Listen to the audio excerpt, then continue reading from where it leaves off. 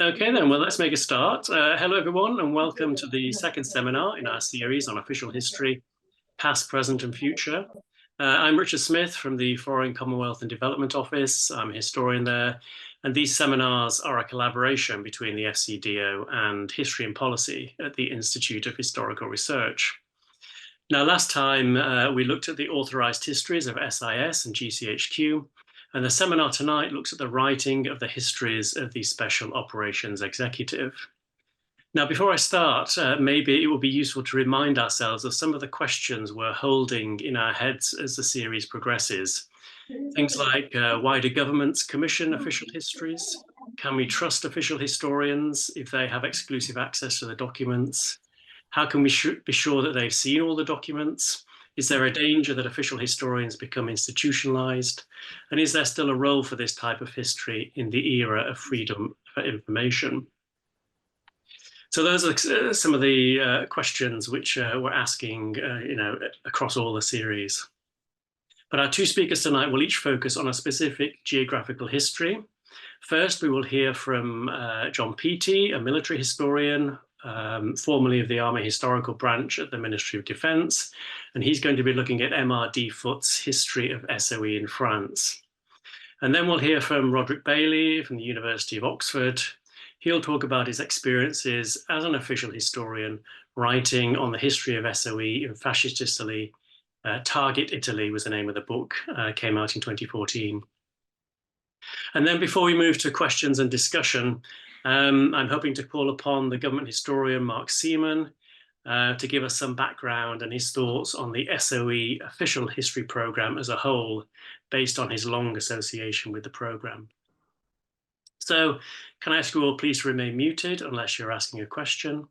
And the session will be recorded and uploaded eventually to the History and Policy website. So I think that's enough from me. John, over to you.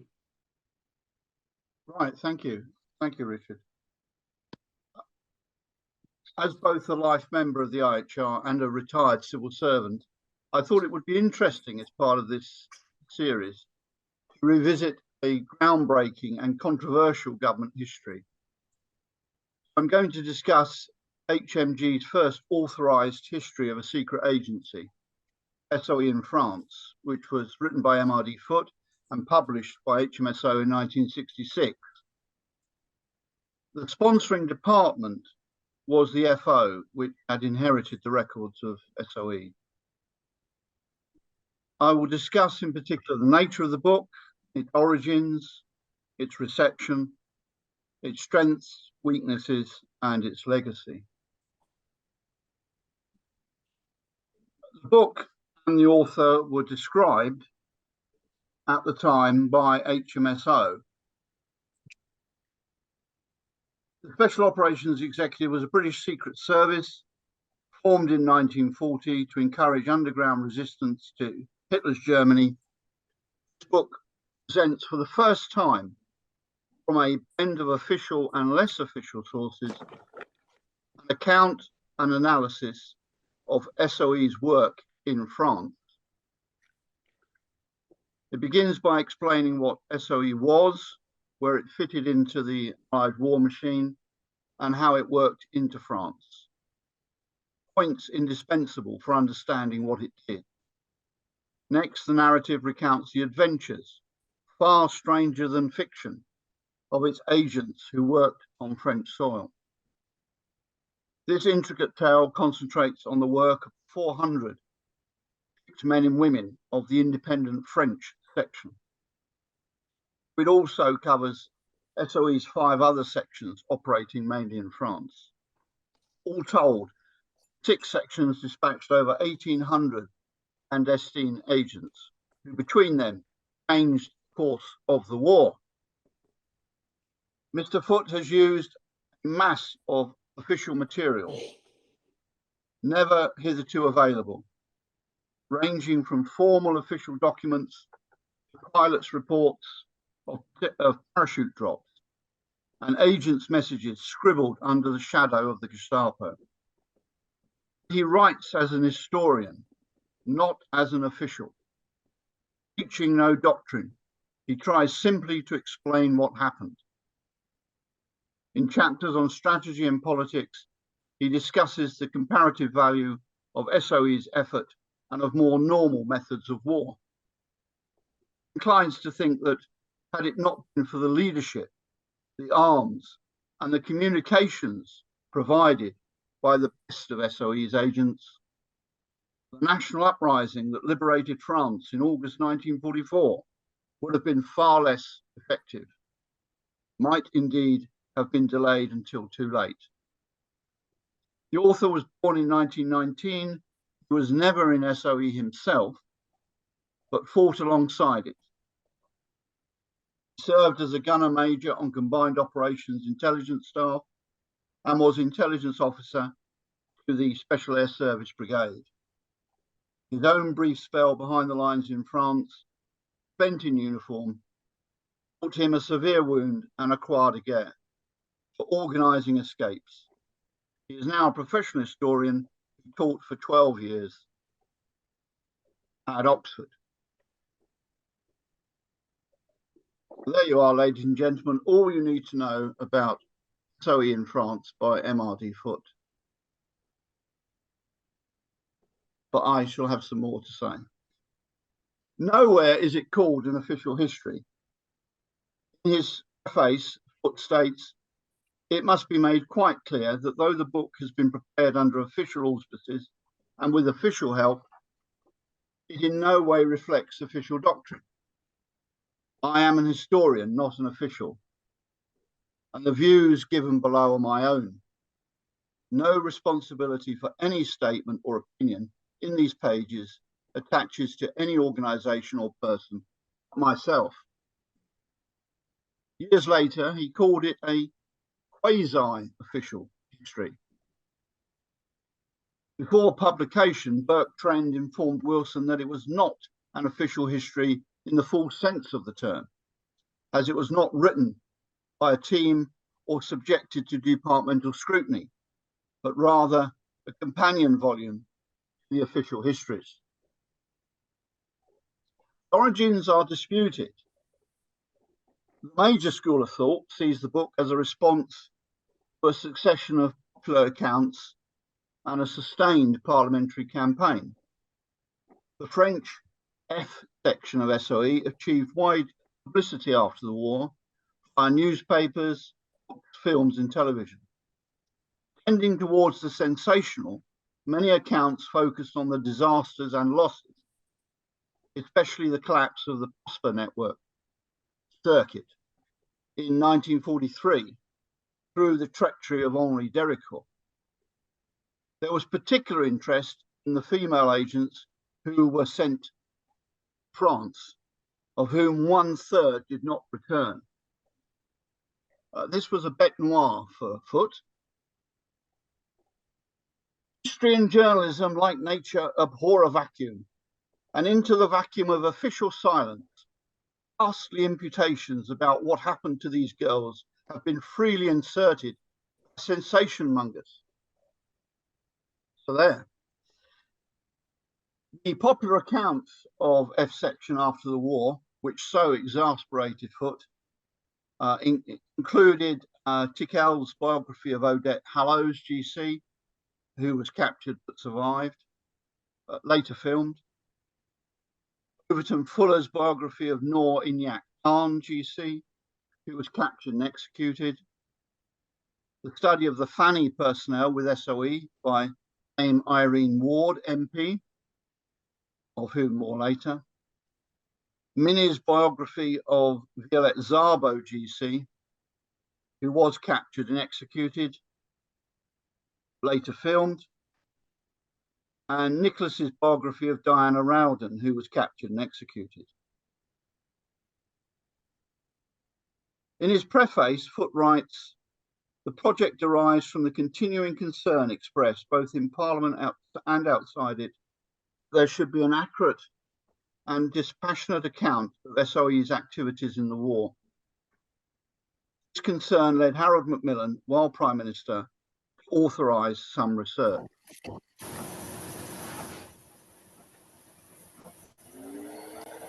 Thus, we have Foote referring to concern, Parliament, and to Macmillan. It would be logical to conclude the book was intended to allay concerns and to placate Parliament by taking control of the narrative and putting the record straight. In a 2003 article, Christopher Murphy argued that the book was not primarily a response to the best-selling popular accounts or Ward's persistent parliamentary campaign, as was widely believed at the time and since. Murphy gives greater weight to internal reasons, namely countering Russian and American propaganda. However, I'm not so sure. Mention of Foote's work countering Russian propaganda comes from a later and not a contemporary document. Curiously, Murphy makes no mention of de Gaulle, his long-standing distrust of Britain, or Macmillan's desire to join the common market. I accept, of course, that there were internal reasons for a book. However, I doubt that these reasons would have persuaded Macmillan to act had he not been vigorously lobbied some time, both publicly and privately, by Ward. Anyone who has worked in Whitehall knows how much a campaigning MP can consume of the time, thought, and energy of busy ministers and officials. Why are you all smiling? Without a parliamentarian with an axe to grind, I think it unlikely that internal reasons would have prevailed in and of themselves. My sense, and it is nothing more than a sense, is that Macmillan acted because of Overton Fuller, Nicholas, most especially Ward, and very possibly de Gaulle. The book had a long and difficult gestation. It started work in November 60, and by the end of 62 had completed the original draft. It was then read by various authorities and its publication authorised. Publication was announced in the House in April 64 under Nicholas Hume. The draft was then set up in galley proof and circulated to eminent and well-informed people. Their comments led to further research and to changes and amplifications in the text. It was printed in January 66 and published in the April under Wilson. The response was mixed. Some welcomed it as authoritative and dispassionate, but many were highly critical. In a very recent article, Christopher Murphy again has examined how Whitehall reacted to the negative fallout and the tensions with the author, as officials refused to accept responsibility for the lack of personal testimony in the book.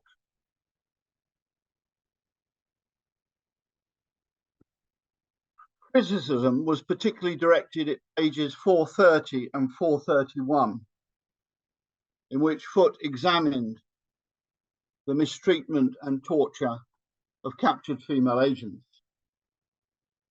He dismissed all but a few of the stories as the result of the prurient imaginations of authors anxious to make the book sell. Of Odette, he wrote that on her release, she had considerable trouble in distinguishing fantasy and reality, made no mention of torture in her debrief interrogation, and some brave men and some vindictive gossips complain that her GC could never have been given her. Of Violette, he wrote that torture was only a tale, the ghastly story, insofar as I can ascertain, completely fictitious, and that he had seen nothing that suggests that she was ever subjected to personal violence at all. There was an intense reaction to these pages, as you may imagine, and justifiably so. In July 66, Foote apologised via a letter in the Times, and that same day, the faux minister, Irene White, apologised in the House and said that a corrected volume would be issued shortly. MPs were not satisfied and gave the minister a hard time. Speeches in Hansard make very good reading. Neil Martin, does it not show up the absurdity of publishing a book which was based only on partial records without checking the text with those who are still alive and available to check the text? Does Hume, is it not right that the government, being responsible for the publication of the book, should make sure there is an obligation on them, is there not? The author of the book should consult the people to whom he refers in his book. Is it not grossly unfair that statements should be made about them without their having any chance of corroborating or refuting the statement? Reginald Paget, would my honourable friend make it clear that the author was free to consult these people? What has been said is that he was confined to his sources and was not allowed to consult the broad range of people whom he was talking about. If that is not true, that should be stated.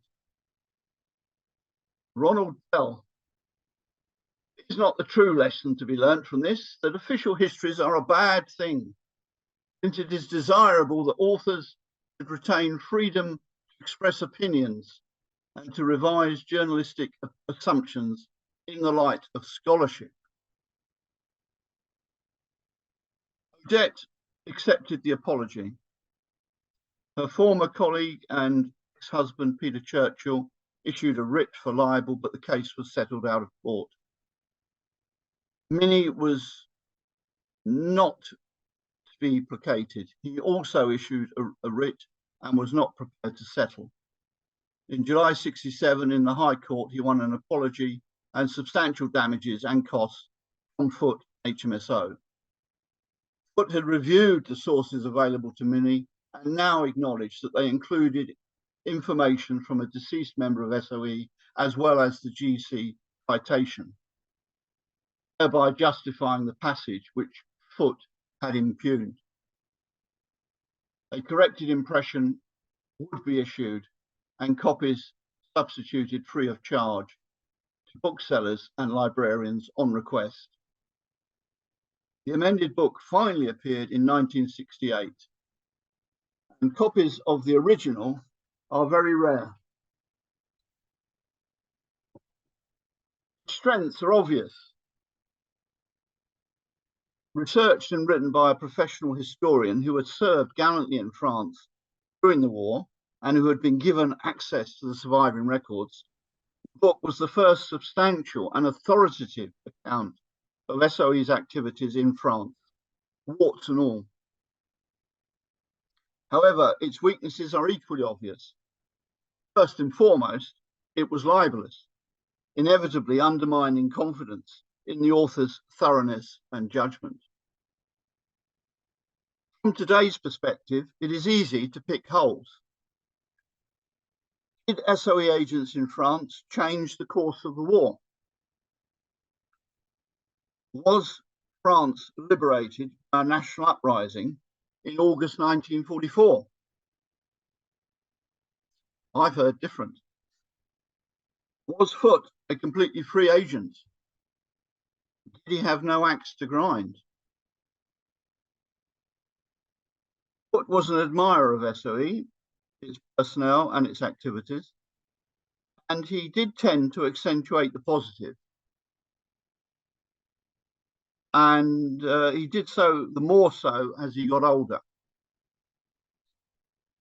Others, no names, during the war and subsequently, viewed SOE in general and F section in particular as amateurish, its security lax, its circuits easily penetrated by the enemy, its agents unable to achieve anything significant, its losses disproportionate to its efforts. Overriding weakness is that Foote's sources and research are both inadequate, as he frankly explained in an appendix. As a secret agency, SOE committed little to paper. The surviving files were in a state of confusion and often hard to reconcile with each other. SOE HQ did not have a central registry and filing system. When SOE was wound up, many files were weeded. Many files were destroyed by a fire in 1946. Subsequently, the files were heavily weeded twice. The most interesting and most important papers of F section did not survive in Foot's view.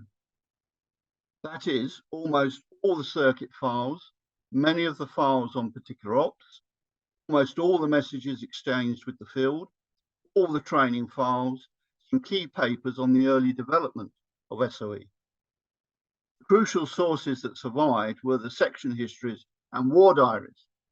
So these were uneven in quality and were written up later, sometimes much later, and the interrogations of agents returning from the field. He did not see SOE's financial files. He had trouble finding out about the German side of things. He saw little of the papers of other government departments. He made hardly any use of foreign archives.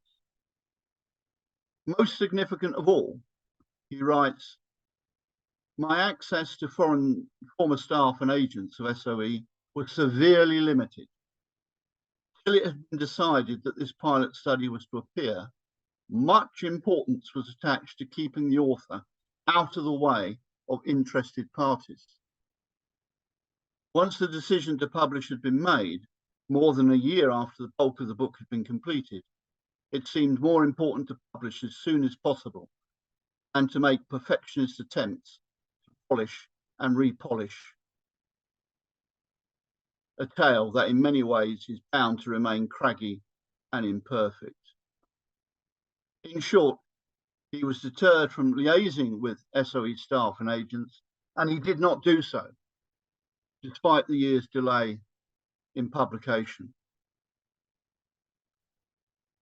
Given Foot's trials, both literally and metaphorically, it is unsurprising that HMD did not publish another history of secret matters until 1979.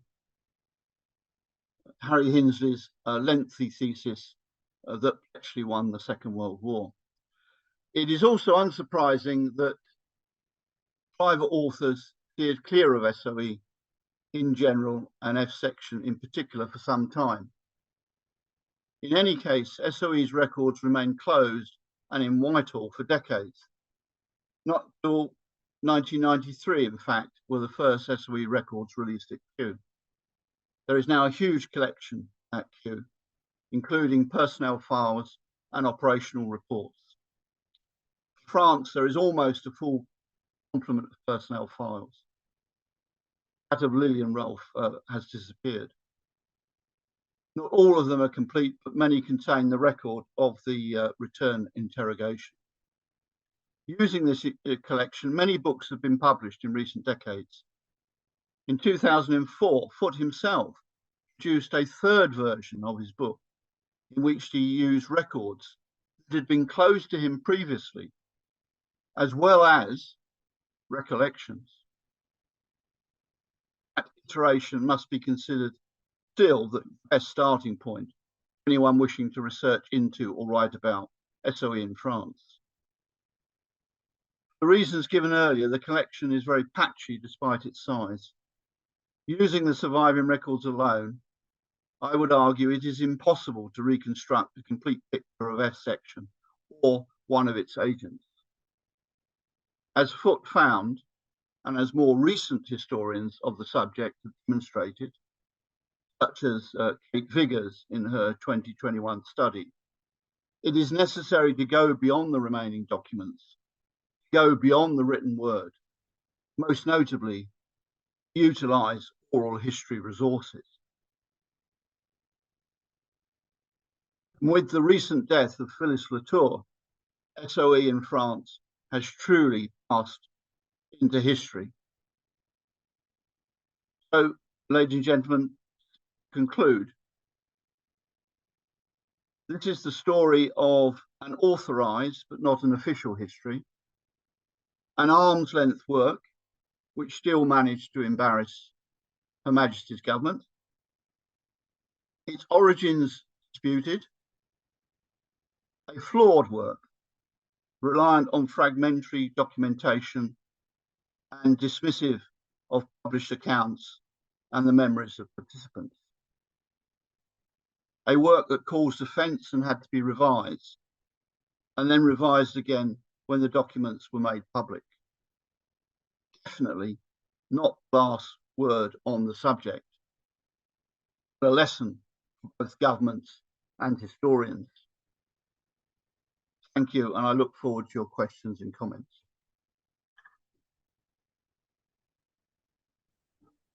Thank you very much, John. Well, lots of things there that I'm sure we want to pick up later, about scrutiny, sources, origins. But I think what we'll do now is we'll go straight on to Rod, and then we'll have both speakers, and then we'll have questions at the end. But if anybody does have a question or comment, then feel free to start popping it in the chat now, and then we'll pick up questions and comments later on. But Rod, can we go over to you next to talk about SOE in Italy? Yeah, of course. Okay, I'm going to try and share this screen. Hopefully it's going to work. Yep. How's that? Good. Okay. I'll get rid of myself as well. Okay, good evening, everybody. So in 2014, I published this book that you see here on the left. I'm not going to assume that anyone's heard of it, let alone read it. So essentially, it's a study of SOE's efforts and those of its predecessors, Section D of the Secret Intelligence Service, and MIR, which was a secret department in the War Office, to sponsor, encourage resistance activity and carry out sabotage in fascist Italy. So it's a story that begins around 1938-39 with early discussions about what to do with Italy, and then it documents the various projects and endeavours with which SOE concerned itself, and it closes in 1943 with the collapse of fascist Italy and Italy's armistice with the Allies. The publisher was Faber and Faber, and an Italian translation appeared at the end of 2014, so about six to 9 months later. Now, for the next 15, 20 minutes, I thought I'd share some reflections on these four particular aspects of my experience, if you like, which I think speaks to some of the interests of the seminar, this seminar series. So the purpose, what was I trying to achieve with the book? Then the sources, and I'm going to touch there on the pros, cons of privileged access. Then resources, and actually here I'm just going to focus on talking about funding, so funding for this project. And then finally, some thoughts on the value of an official history. Okay, so if we go with the purpose first, if Mark appears, I don't know, but there may be space later to discuss the principal purpose of these later SOE histories and how they came to be commissioned. But with regard to the purpose and aims of mine, I'll say that I really received no steering or direction from the Cabinet Office beyond the requirement for a well-researched study. This meant that I had complete freedom of choice over aims, structure, arguments, which personally I was extremely happy about. As for the principal aims of the book, these were always my aims, and these were the main ones. So, to ensure that the study spoke constructively to the historiographies of SOE and Italy, wartime Italy in particular. Also to effectively harness and analyse primary source evidence with a view to advancing knowledge, really, and understanding, particularly with regard to significant events, significant individuals, significant decisions and developments, and enduring debates and controversies. And overall, to produce a readable book that was accessible to audiences in both the UK and in Italy. Now, so far as my primary sources were concerned, a large proportion were SOE records, which historically and as John's obviously mentioned there, were always the principal source for all previous SOE official histories. The classified status of which had always been a justification for preparing those histories. But it's also the case that when I was commissioned to do this work, most of these had been released already at the National Archives.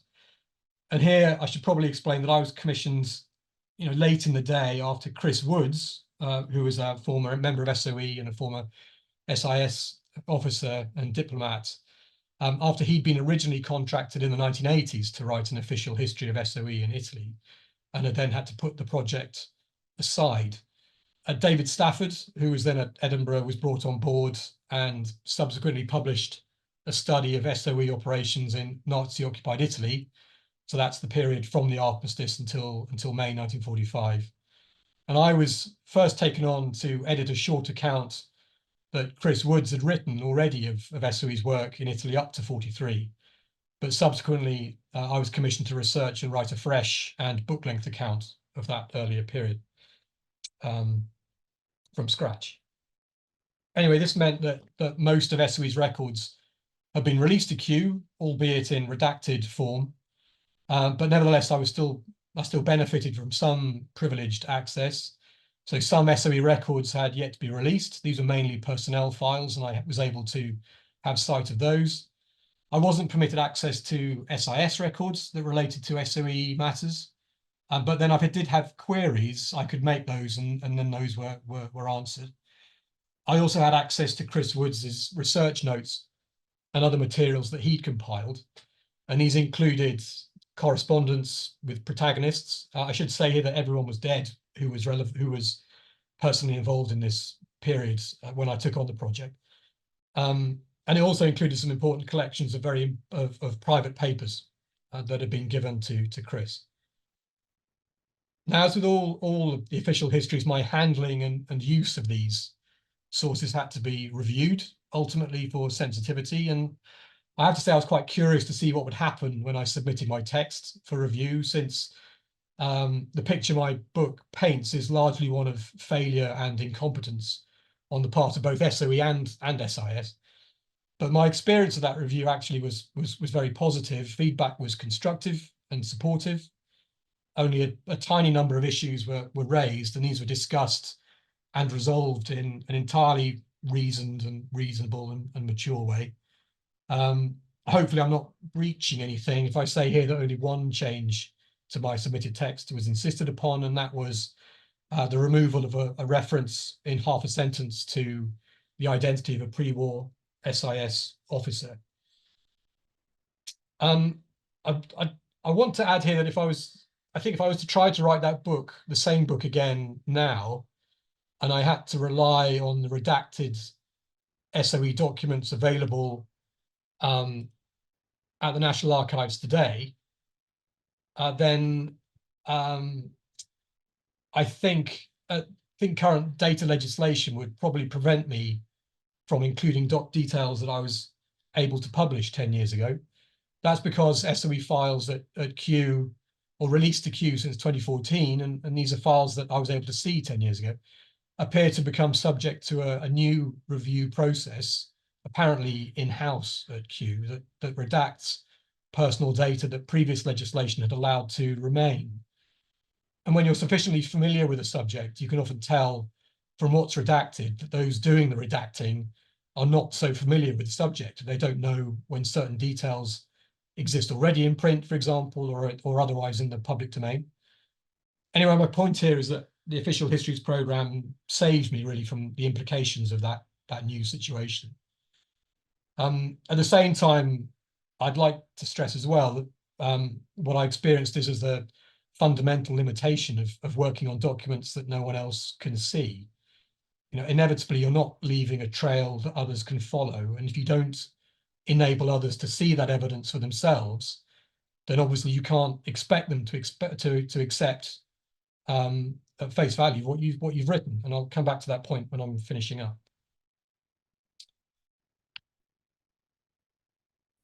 Hang on, what's going on here? Okay, right.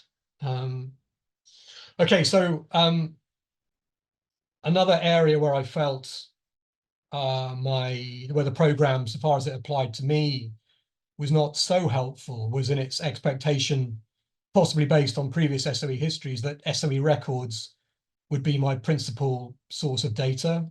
It was always obvious to me that research in foreign archives would be essential if a rounded image of SOE's work in Italy was to emerge. If you're trying to understand its impact, for example, or how its enemies responded and how they sought to counteract what SOE was doing, or what happened to agents who fell into enemy hands, then other countries' records, when they're accessible, can of course be the best place to look. And this was certainly the case with Italy. I think it's fair to say that my volume made more use of foreign archives than previous SOE volumes, and I feel it was significantly enriched as a result. This is one example. This comes from the arrest and interrogation records held in the State Archives in Rome of an SOE agent captured in 1942 and executed later that year. And the content of the records relating to him that are in Italy surpass everything on him that you can find in British sources. Now, the reason I'm framing this aspect as a problem, this idea of additional sources, non-SOE records as a problem, is because research trips to the US, Italy, and Sicily incur significant financial cost. And yet tiny funds were available in the Cabinet Office to support this.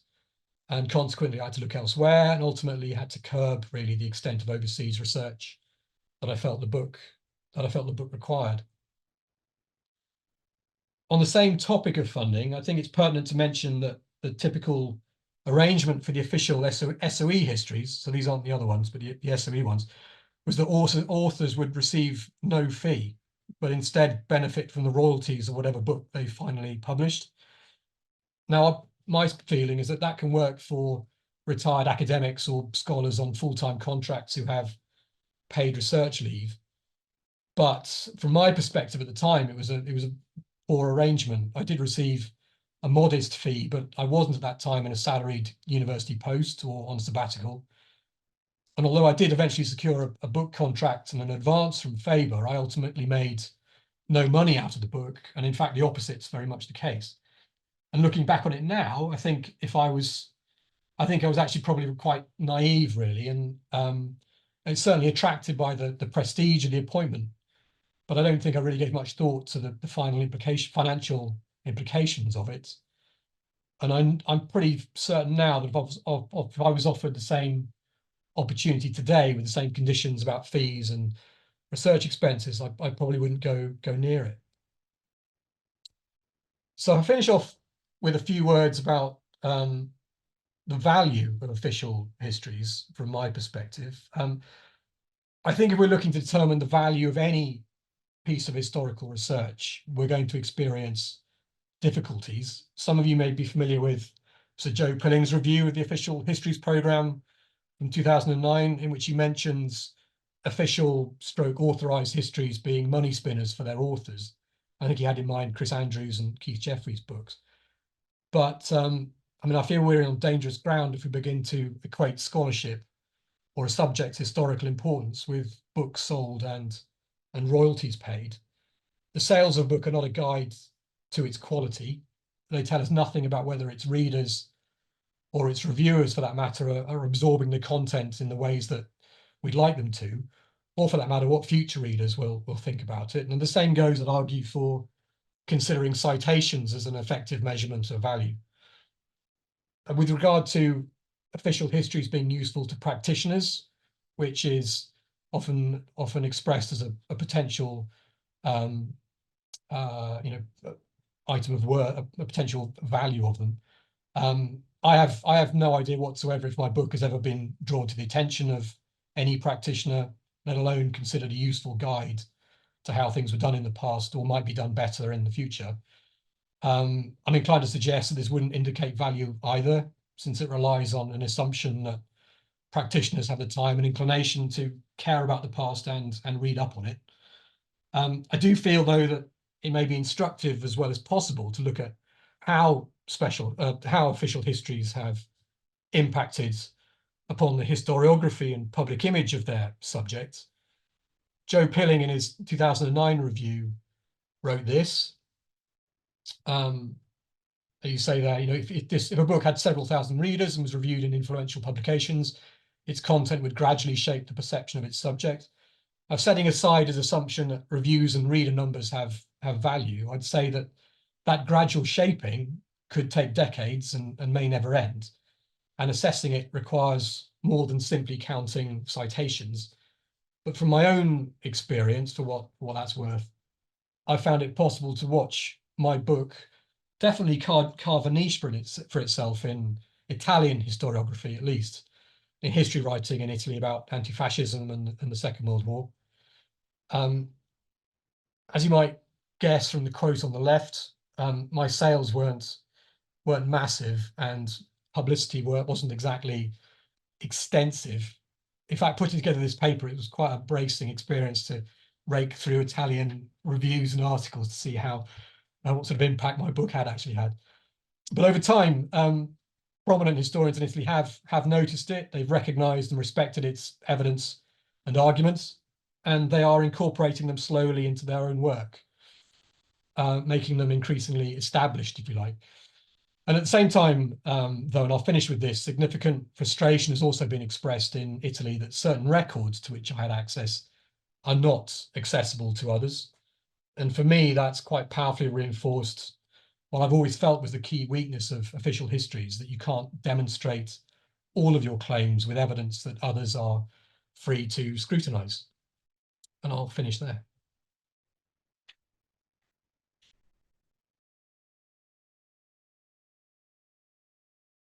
Thanks very much, Rod. I think you might have got one sale tonight anyway, because I see in the chat somebody's put your book on their to buy list. So, but well, I mean, you know, loads of potential discussion points in that. So thanks very much. But before we just go to open the floor to questions, I can see Mark Seaman is with us.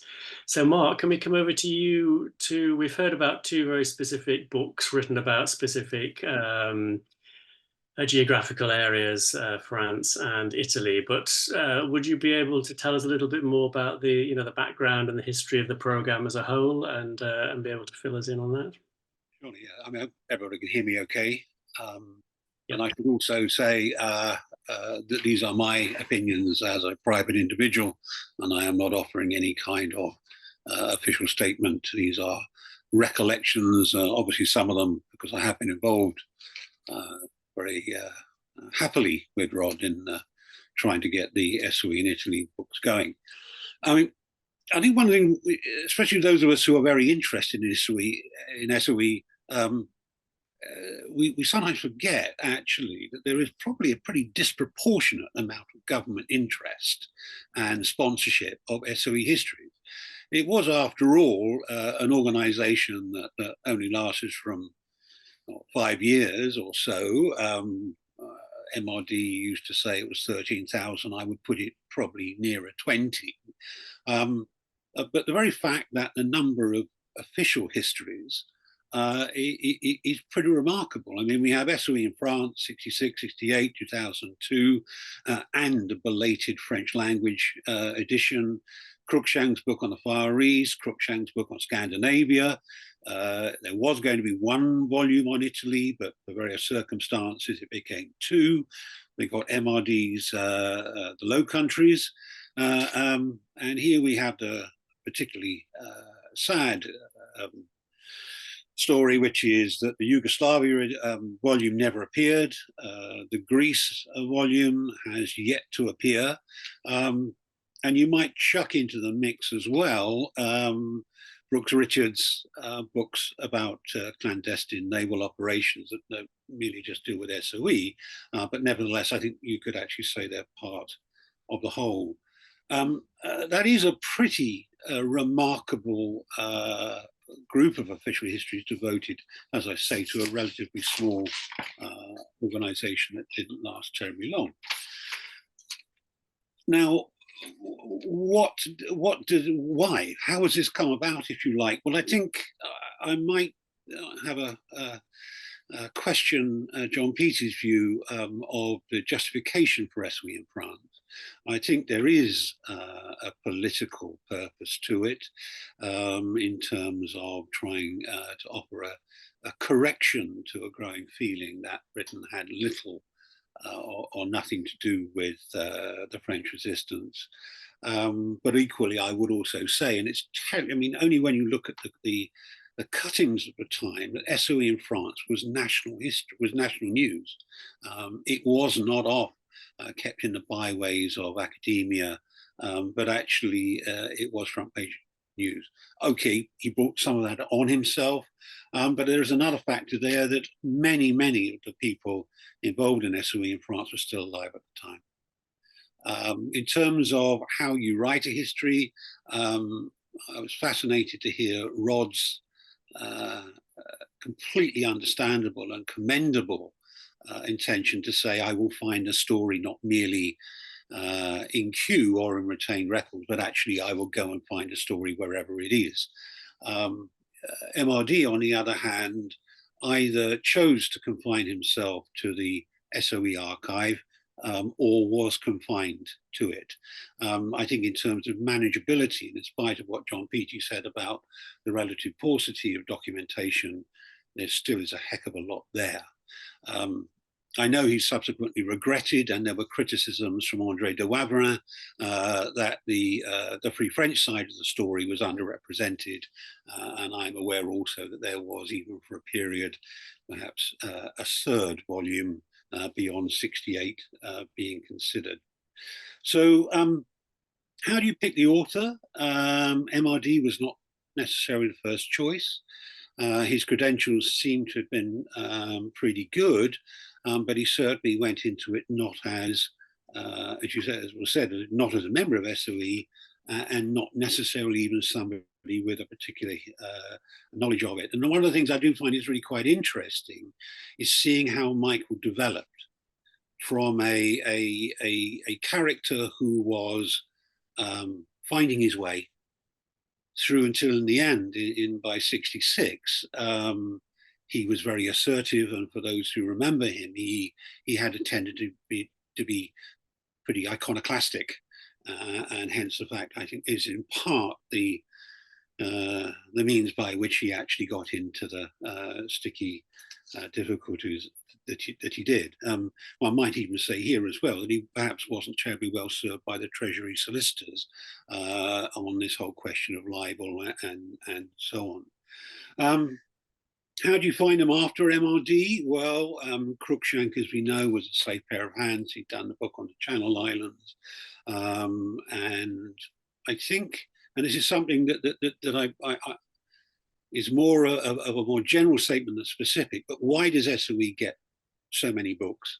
Well, certainly there was a very strong appetite and initiative from influential figures from the SOE community to make this happen. I think this in part explains France, and I'm pretty confident it is the reason why it is resumed again with Cruikshank in the Far East, or his book on the Far East, and then his book on Scandinavia. I think Scandinavia, we see a real sea change, if you like, because there is a lack of understanding, either in the Cabinet Office or Cruikshank himself. I'm not aware of it, but an underestimate of the scholarship abroad. And that Cruikshank, who did not possess any of the Scandinavian languages, wrote his book from the SOE archive, and when it did appear, it was pretty savagely treated by Scandinavian authors. I'm thinking about Nus Jespersen, the Danish historian, and certainly Olaf Ruster, who wrote a very swingeing criticism of it in the Times. Now, why does it continue into the 80s? I'm not entirely sure, other than for those rather more general reasons for there being sponsorship in certain areas for this. And then we get the next tranche of the Low Countries, Yugoslavia, Greece, and Italy. Michael had his own Dutch connections. Clearly, he was keen to do it, and that keenness translated into it becoming a reality. Mark Wheeler, an academic, already very knowledgeable of Yugoslavia, same could be said for Richard Clogg. But there, I think there is some interesting features there. I'm touching again on what Rod said about who writes it. Do you buy time from a university? Because I think there's some dysfunctionality here about the manner in which some of the histories appeared, or in fact did not appear. The very fact that it's quite embarrassing and disappointing that both Wheeler and Clogg have not. I'm hoping that Clogg's will actually sometime appear, but they did not, nor for that matter did Chris Woods. And if you're looking at how do you pick an author, I mean, Chris's credentials seemed absolutely immaculate, as Rod said. He parachuted into Italy. He'd been a member of the Foreign Office, and it's really important too, he'd been an SOE advisor. Because the records were not released, there was an SOE's advisor's office that was ostensibly to provide information. I have to say the first incumbent, Eddie Boxall, seemed to sort of reverse that particular perspective, and it was to deny any particular application. As things went by, Boxall left, Chris Woods took over, was replaced by Gervase Cowell, and ultimately our dear old friend Duncan Stewart, where the whole role of the SOE advisors was to help and to inform and to assist, and certainly the latter three did a fantastic job. But nevertheless, and it's rather tragic, I think, that in spite of Chris apparently having all the credentials, in the end, he wasn't able to deliver, and hence the fact we worked hard to get the story there through Rod and David Stafford. It was touched on there about the dynamic and the role of the publisher. I think it's quite interesting. Very early on, it's only HMSO for Foot and SOE in France. Thereafter, they are commercial publishers. They certainly. It doesn't mean that the invigilation is any more lax, but certainly it strikes me that the dynamic is different. And actually, there are these demands of, as Rod said, if you're writing a book and you're not getting paid for it, other than the revenues, then clearly that means the sort of book you have to publish is a book that's going to sell, rather than necessarily be there for us who really want to learn the more esoteric side of things. Now, the other question is, had the whole, because of the long, the process that took so long and the decision to release the records, do you need an official history when you can go and look at the records as near as damn it yourself? And I think that is the sort of challenge that was faced by Rod and David Stafford, and ultimately when the Clogg edition comes out. I would also pay compliment to Rod, whose book on Albania is probably as close to an official history you're going to get without being an official history. So that sense of you can't deliver a work of real substance unless you can see the closed record is not necessarily something that needs to worry us. What lessons do we learn? What lessons do we take from it? I think Rod's is very educative there. I think the management of the project, the selection of the authors is something that we really need to look at. The Pilling Review, by and large, I think, but anything can change, but certainly decided that recommended the official history program should be mothballed, if you like. I think he had a rather more elegant way of doing it than me. But if one were to do it again, I think there really, really, really has to be close invigilation, and dare I say, even more binding contracts, because the stalling and the length of time it has taken for some of these works to come out is profoundly disappointing. And actually, I would say that there is not always an adequate justification for that.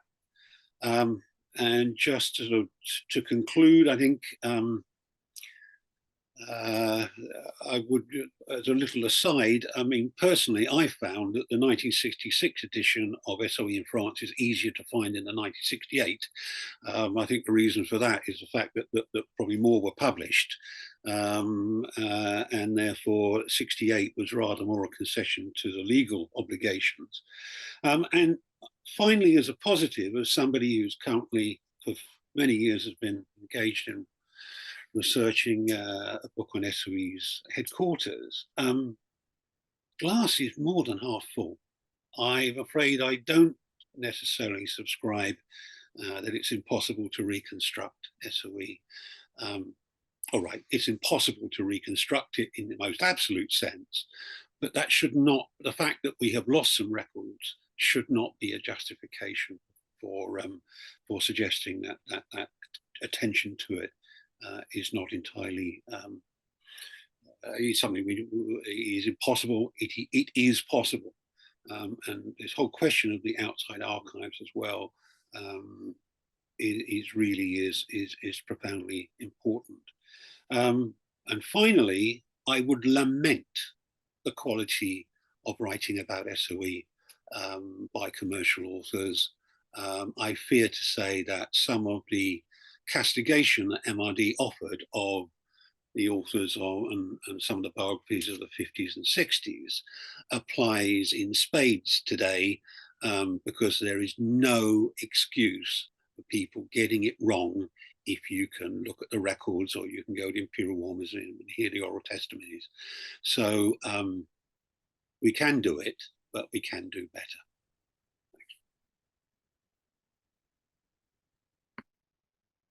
Thank you very much, Mark. That was extremely interesting. And thanks for reminding us as well that actually you can view the SOE histories as a whole as a success story in terms of scope and what has managed to be published. So if our speakers come back on screen, John and Rod, it's now over for questions and comments from people in the audience. We've got a few comments in the chat already. I don't know, Marion, do you want to come on and ask your question?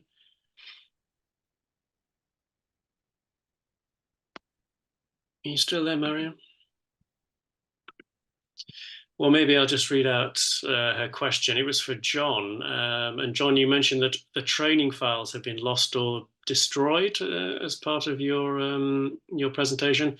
So she's asking the SOE museum display at Bewley, the estate that was used for training, what are they basing their display on other than personal recollection? I'm not sure whether you're familiar with the museum at Bewley. I am indeed, and I would recommend it to anyone. I would also recommend the Resistance Museum in Blois in France. But, you know, Bewley indeed, Bewley Abbey. I was quoting MRD Foote, SOE in France, page 450. He was lamenting that, in his words,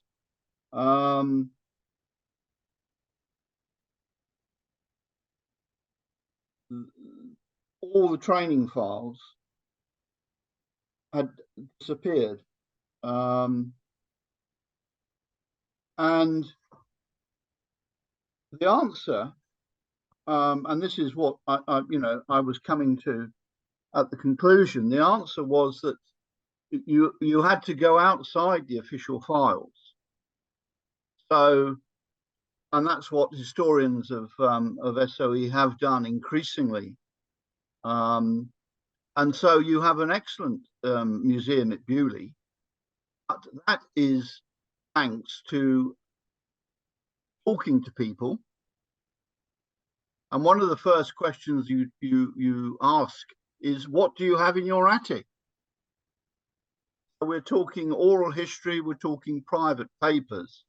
we're moving beyond the archive. And that's what increasingly historians have done. And certainly Bewley is the answer to, in Foot's words, all the training files being destroyed.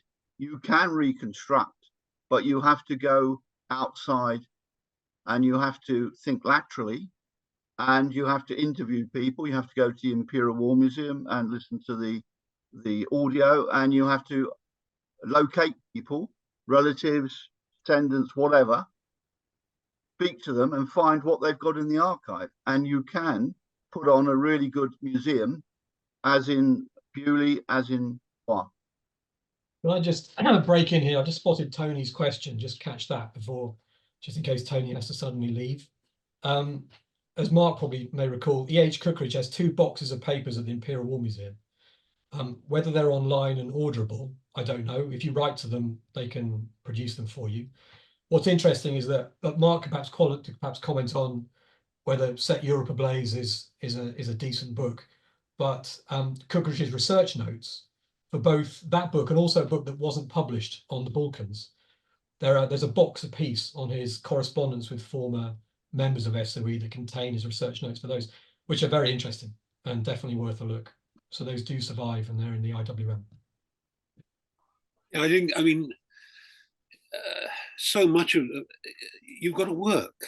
It's not this stuff is not going to be delivered to you on a plate. So I mean, I think all the points you're making about trying to find both myself in my IWM incarnation and then right after I left, you know, one of the features that we really did there was to say, you know, some of the veterans are around, the families went, and therefore we have got what's that cornucopia.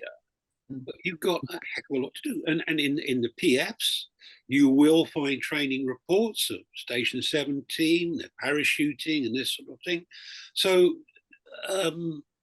you know, having been around this subject for so many years now, you know, I'm trying to inject some positivity.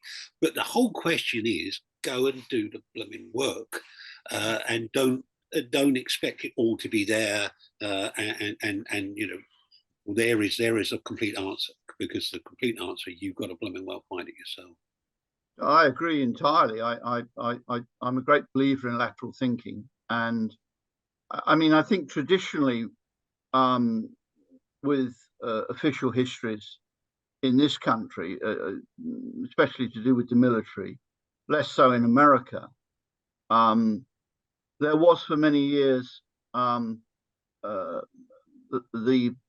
a prioritization of documentary records, and we were much more suspicious, I think, as a nation, of oral history, whereas the Americans traditionally have always been much more interested in oral history. So, for instance, the official histories of the First and Second World War, the official historian may have corresponded with a general that he was going to criticize, but he would never have gone and interviewed him or talked to him. And that would have been the exception, not the rule. But that has all changed. It has changed very greatly. And I think that the conference that you organized at the IWM in '98, which I attended, I think was pivotal, because I think I met and talked to a lot of people, and I think it got them to open up. Whereas before, I think in earlier decades, people did not talk about their wartime experiences, on the whole.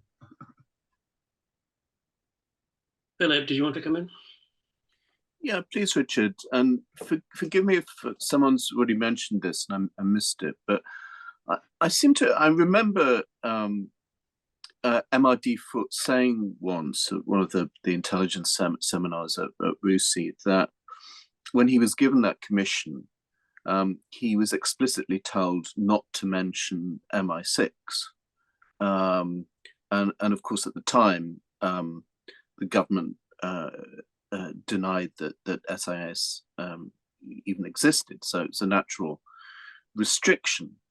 But given how fluid the British intelligence community was, I mean, particularly in the early stages of the war, this was surely a major problem. And I get the sort of slight impression from Rod's comments that it still was later on. I wonder if the speakers could comment on that.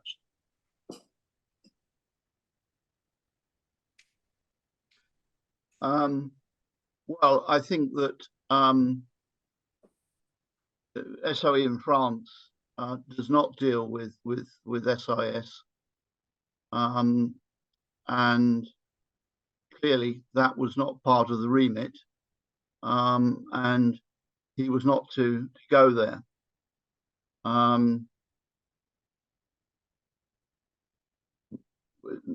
You could argue that SIS and SOE were doing fundamentally different things in France. SOE was stirring things up, whereas SIS wanted to keep things more quiet.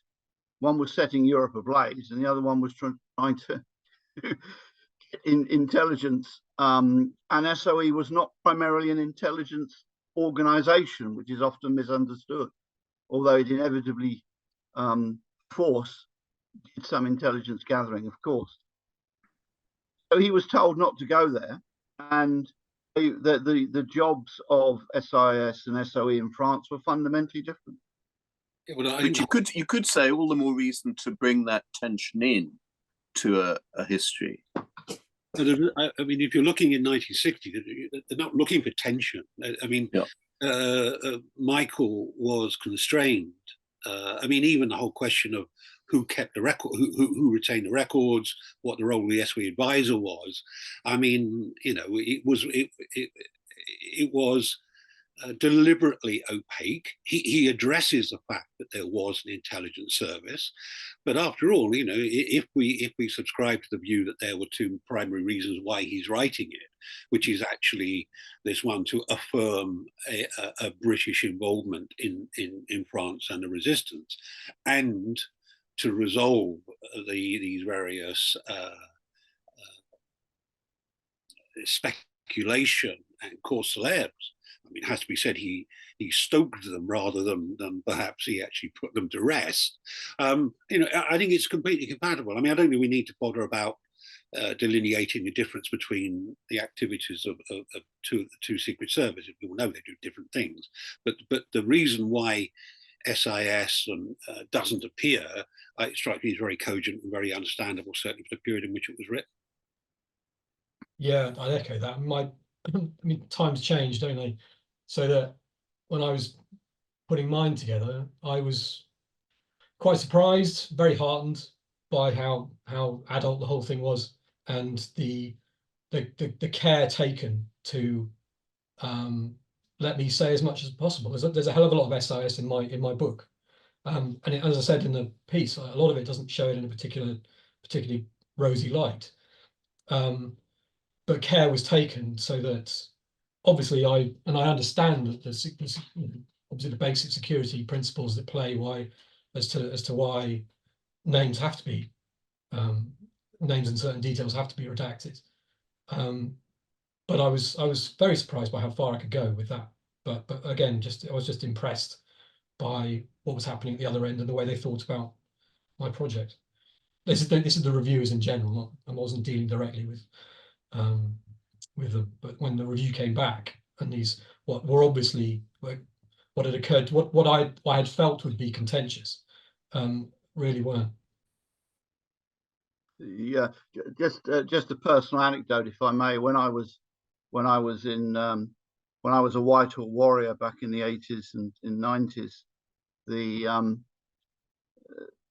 SOE advisor was Gervais Cowell, who was, of course, Penkovsky's handler in Moscow. And so this discussion of SIS and SOE becomes a bit surreal, really, at the time, because my dealings with the SOE advisor were with an ex-SIS hand. And there was discussion. Certainly Leo Marx and others were rather prone to see conspiracies and did wonder why that was the SOE advisor. But that's just on a personal level. We've got a question from Christopher Knowles. can someone please explain the benefits the government considered it would gain from commissioning and publishing these official histories of SOE? Was this stated anywhere, or was it assumed? I mean, the official history program, you know, as it was started by the Cabinet Office in the early 19th century, had kind of two aims. One was a record of events for officials to draw on in future and to provide an account for the public of particular events. Now, you may argue that those are two contradictory aims, in fact, and, you know, you didn't satisfy either of them. But in terms of SOE, was there a particular reason? And, you know, the reasons for publishing back in the 1960s, I suppose, might be different for the reasons for continuing to publish in the 1980s, 90s, and into this century. Any thoughts on that?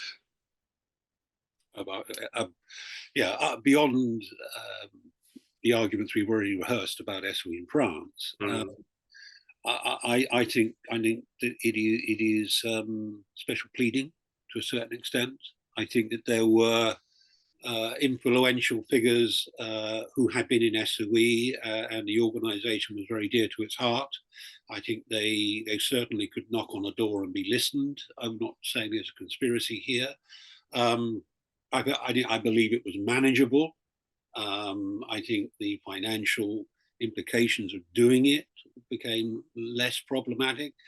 And I think once you're on a bit of a roll, and it's almost, I'm wondering, and this is not stating fact, that it almost becomes a given. You know, we've done those, and therefore, well, Michael wants to do SOE in the Low Countries, and Chris Woods in retirement would like to do Italy. I'm not saying it's an old pals act, but you know, that I can see that's almost the justification for it. And again, it is embarked on at a time when there was not necessarily, well, no, there wasn't any forecast of the papers being released. And that would perhaps have been an argument to say, well, the story needs to be told. Nobody will be able to see the records, so therefore this is a way of getting it out there. But that's maybe more conjecture than it should be, and less fact. It's interesting though, isn't it? Because it was an old pals act, as you say. By the time you come to Rod, you know, there was no need to commission Rod to do or to finish off the SOE in Italy, but a conscious decision was taken to do that in, I don't know when it was, 2010 or something, Rod. So, you know, it could have been allowed to die a death, but it wasn't. Somebody took a conscious decision to kind of resurrect it and get some fresh blood in and take it forward.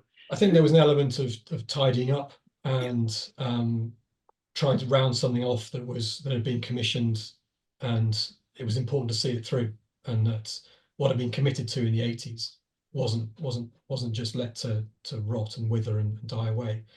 There's one thing that occurred to me. Again, it might be particular to me that I perhaps experienced a bit more, but it's more of the significance of consequences that weren't initially, or the significance of effects of publication of the official history series that aren't attached to it at the beginning, that weren't predicted or expected.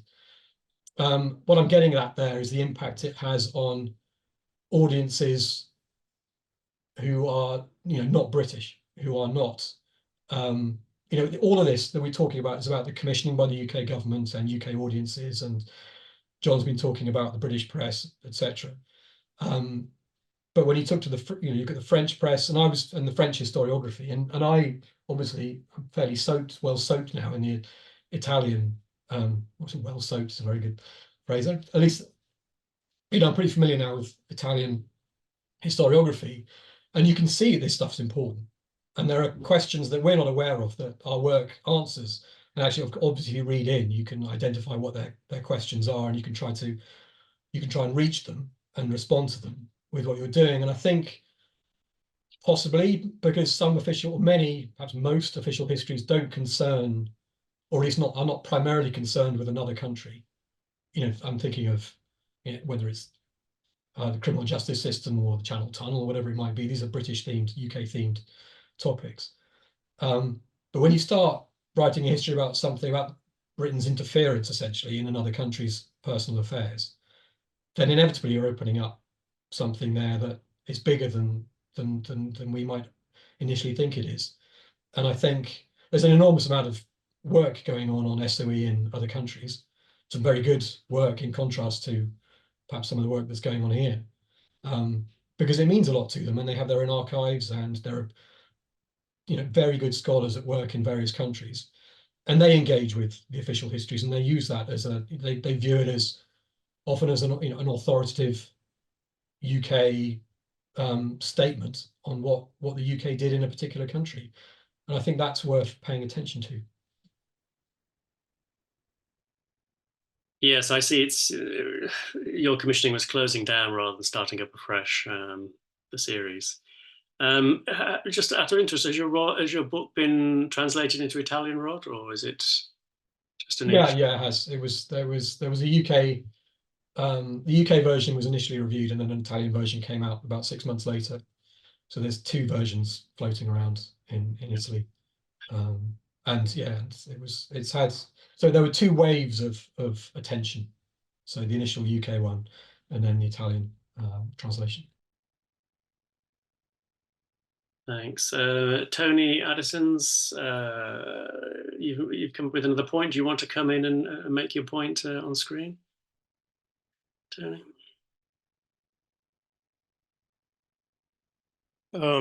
Thank you. I'm not an historian. I'm just a consumer of this stuff. But it just seems to me, I live actually in Finland, but you know, particularly what Chris was saying on the Scandinavian dimension and the English histories, which were then, I think Chris said, savaged by perhaps some of the Danish historians. There was a lot of travel between SOE Denmark and Sweden to meet British handlers, and presumably there would have been some official or unofficial interaction perhaps with Swedish intelligence officers, and therefore there may well be sources in Swedish archives. But it just goes to this point that you discussed, that, you know, the British role in Europe mattered a lot to the host countries, or to the countries that were occupied, and they may have entirely different perspectives and information that's now not available in British archives. So anyway, thank you to the historians for all your hard work. It's tremendous. Thank you. Well, just in answer to that, there's a chap called Craig Mackay who's done an awful lot of living in Sweden. He's done an awful lot of opening up the story of intelligence, and my friend Chris Baxter is currently writing a book about diplomats and the neutrals, and he's doing an awful lot of work about what was going on in Stockholm. So you have to watch out for that one when it comes out. Jill Bennett, can I come in? I'm just trying to unmute. There we are. I'm getting there. We can hear you. Yeah, can you hear me? Yeah. Yeah, we can hear you. Yeah. I can't get the picture. I was going to say what Mark said, but also to say that, of course, the official history of SIS made a lot of use of Scandinavian sources, because particularly, and the Norwegians have a huge amount of material, which of course Tony Insull, although his book was not an official history, his book on secret alliances has used extensively Scandinavian sources, and they really do have a huge amount in Norway and Sweden and Denmark of material which is useful for SOE and indeed for SIS. That's all I was going to add. Thanks, Jill.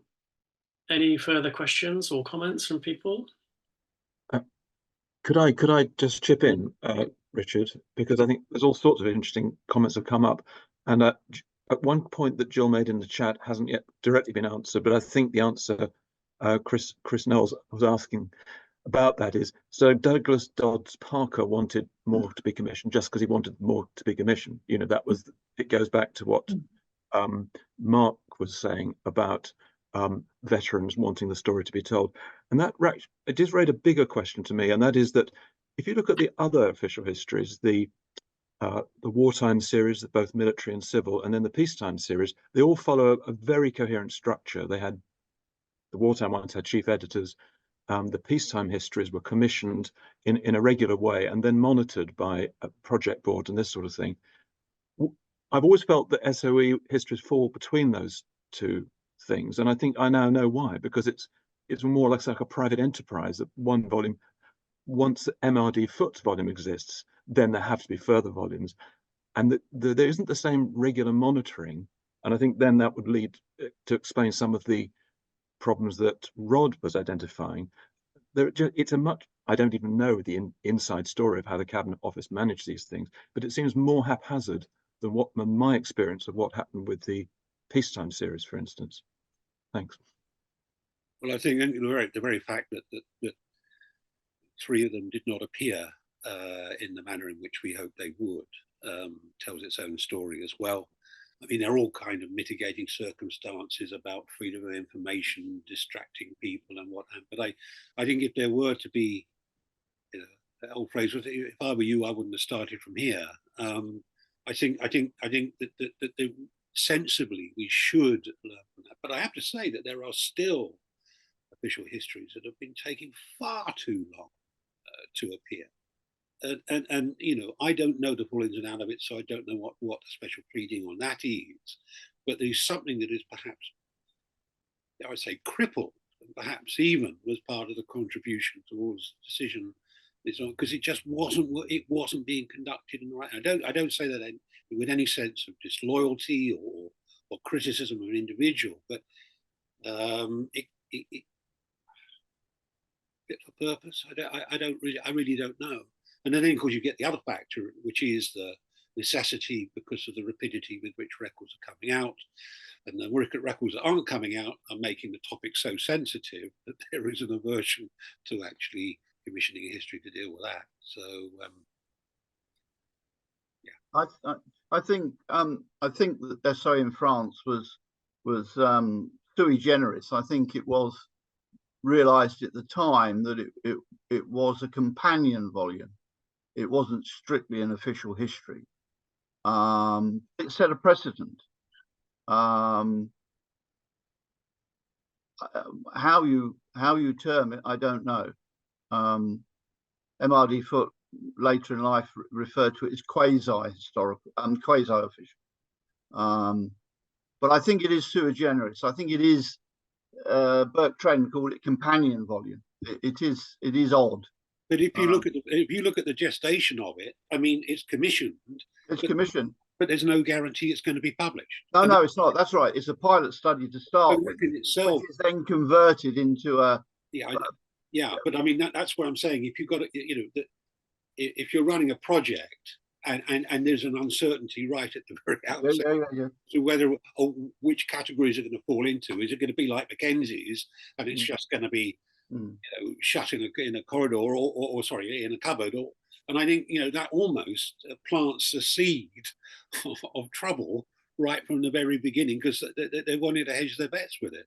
Yeah, I think the long gestation, I mean 60 to 66, is because they started, as you know, with this pilot project, and the idea was that they would finish it at any time. And pull the plug, and then it built its own momentum. But yeah, I mean, there was resistance within the machine, as you know, and that's why it took 6-7 years. That's a blink of an eye in comparison to I mean, going on at 30. I mean, good Lord. Well, listen, Edmonds, the last volume of the official history of the Great War appeared in 1948. So. There's a question here about SOE in the Far East. Does it also include that theatre? Is there anything? There is an official history on SOE in the Far East. That was. It's already been covered, has it?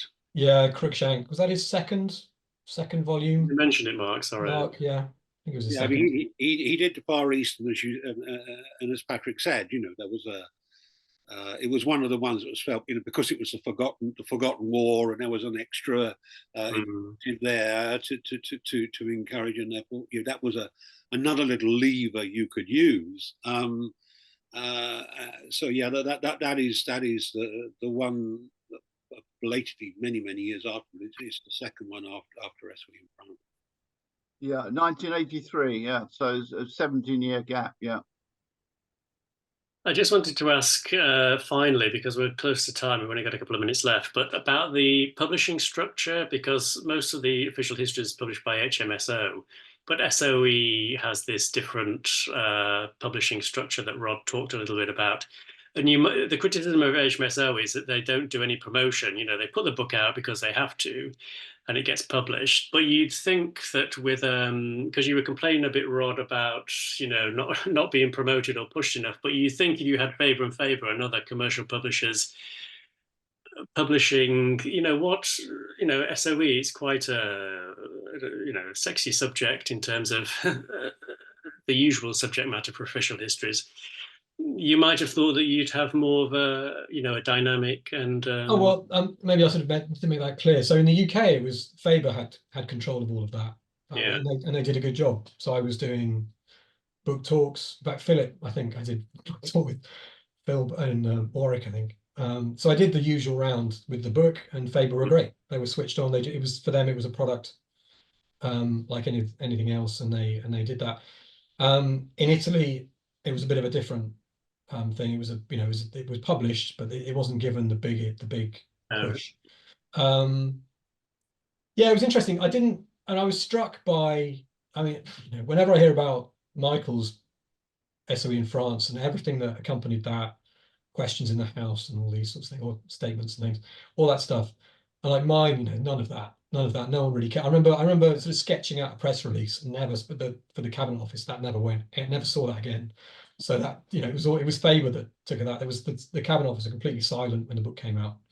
So again, this is again back to times changing. These are, I think they're all important topics, important subjects. The reasons for why they're important change, I would say, and I would also say that they're just handled differently and they're approached differently and they're viewed differently over time.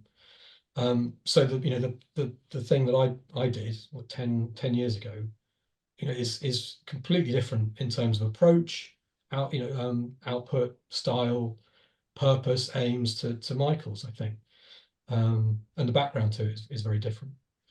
Don't know where I was going with that. Anyway, yeah. That's great. Thank you, Rod. Just looking. Sorry, I was just looking at the chat. Chris Murray says, I was hoping I might impose on the speaker for some advice as an early career scholar, if I may. Well, that's quite a general request. I think that, yes, Chris, quickly. If I can be a little bit more specific. Hello from Canada. My name's Chris. I've just finished in the last year my PhD at King's College London, and I examine the evolution of British policy concerning Yugoslavia. My thesis has just been picked up by McGill Queen's University Press, and I was just hoping that some of you folks might have some advice as I start to dig further into this, because I'm hoping to make a career out of looking at British policy in Yugoslavia, and obviously I've spent some time in the SOE collection, Foreign Office, and otherwise, but I was just wondering if anyone had any general advice on pursuing this subject further. I've done a little bit of work on Yugoslavia and more on Albania and Kosovo and a bit on Greece and so on. So I know the field, perhaps not as well as you do now because you've been looking at it exclusively for a while. I would just say that it's an interesting area. It's always interesting, the Balkans. It's I'd also, if you're embarking on an academic career, I would think about widening your focus a bit territorially, in terms of geography, geopolitically, to look at other areas in which British policy was concerned. A good way of doing it is comparing and contrasting. So you've got a good grip of what's on in Yugoslavia, and you might want to think about what's going on in other countries, and that's always quite an effective form of analysis, which not enough people do. What else? You can always send me an email, and I can follow up. So that's probably the best thing to do. I can give you some advice that way.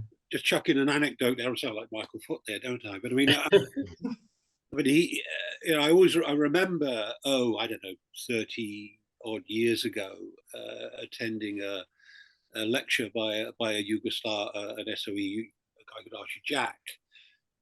And then there was a conspiracy theory going on amongst the veterans that the Cabinet Office was delaying the production of the official history on Yugoslavia so that all of the veterans would die, and therefore there would be no hostile or fairy voice being expressed. Now, okay, that kind of shows you of how long I've lived, but also how things change, and you know, it's living history. The veterans had a marked ownership of it, going back to Tito Mihailovic and which side of the fence you were on. And I think that in itself should not be sort of excluded in how you want to know what happened in 1943 or whatever it is. But actually, for a student of the whole topic, that line of development is something that, you know, is also, in a historiographical sense, is really worth thinking about. I'm going to chip in. I wasn't planning to, but I think just to confirm what Mark said there.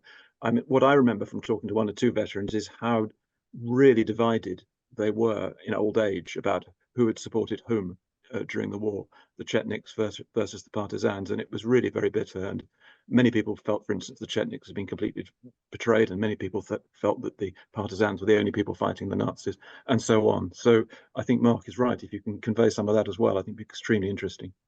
I'll stop there. Well, we've reached 7 o'clock, so I'm going to have to call it there.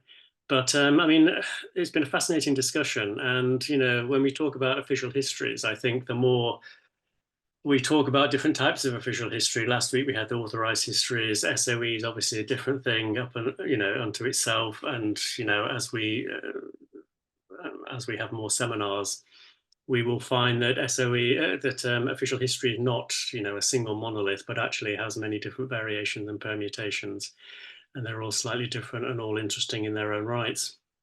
So there's just time for me to remind you that our next seminar will be on Wednesday, the 28th of February at 5:30. And then we'll be hearing from Sue Roth and Matthew Jones, who will be looking at the writing of Britain's atomic energy and weapons programme, in particular the work of Margaret Gowing. So do join us for that. Philip has put the link in the chat to the IHR website where the full details of the programme can be found, and you can also register for future seminars. But it just remains for me to say thank you. Great thanks to our three speakers tonight, John, Rod and Mark, for their contributions. And thanks to everybody else for coming along and listening and taking part in the discussion. So thank you all very much. And I shall hope to see you all next time in 3 weeks. Until then, goodbye and have a good evening, everyone.